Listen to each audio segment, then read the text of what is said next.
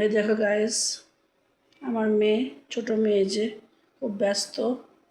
ঠিক আছে, আজকে ও ঘরটা সেট আপ করলো। এই দেখো, এখানে ও গুছাচ্ছে সব কিছু। এই দেখো, এখানে রেখেছে শোকেসটা। হ্যাঁ, এই যে এখানে ও কাঁচটাকে এখন রেখেছে, বুঝেছো? ওটা ওকে নতুন কিনে দেওয়া হয়েছে।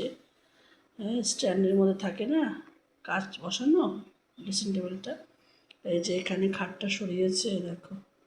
এখনও রুমটা সেট আপ হয়নি, ও সুন্দর করে পরিষ্কার পরিচ্ছন্ন করছে, বুঝেছো?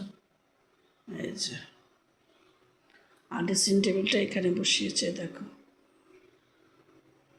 বুঝেছো? তা আমার ছোটো মেয়ের রুমটা কেমন লাগলো তোমাদের কাছে? গোছানোটা অবশ্যই জানিও।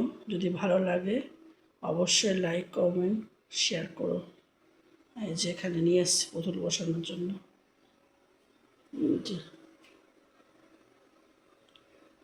চলো রাখছি, টাটা, বাই বাই।